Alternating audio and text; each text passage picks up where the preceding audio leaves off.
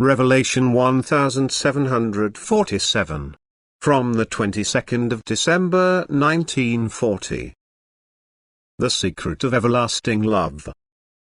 To fathom a mystery of eternal love is beyond human ability, and thus it will never be possible for a human being to imagine God as love himself, for God is an entity for the believing human being, but love is a feeling.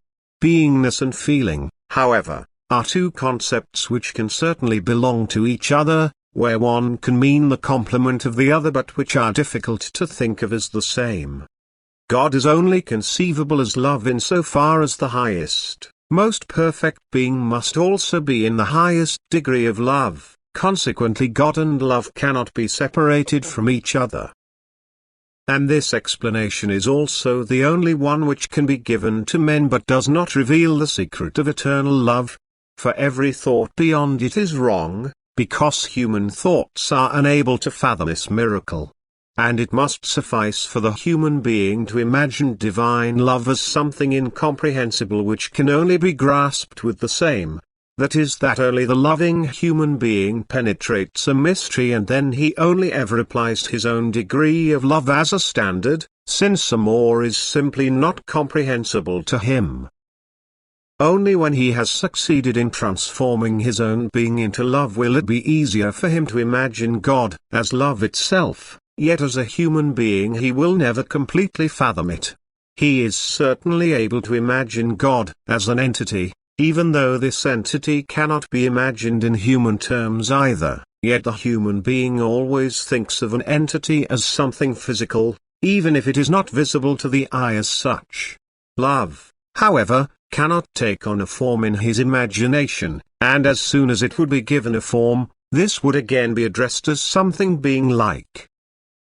And therefore the attempt to introduce the human being to this mystery is completely pointless. It would only lead to erroneous trains of thought which could prevent the human being from recognizing the eternal truth.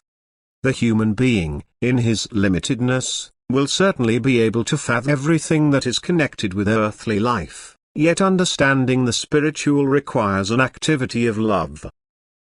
Then his being will also shape itself into love, and when the soul separates from the body only the essence will remain, which in itself is also love. Thus it cannot be regarded as two different things but could only become what it is through love.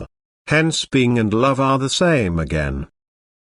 However, the one who is love in himself only becomes conceivable as an entity, because for the human being the possibility of comprehension only lies in the essence. Although he also feels love, even if in the smallest measure, he cannot imagine the eternal deity as something that is only expressed in the life of feeling, for he would only regard this as belonging to the entity, but not as the entity itself. Love is a power, and God is power, therefore God and love must be the same.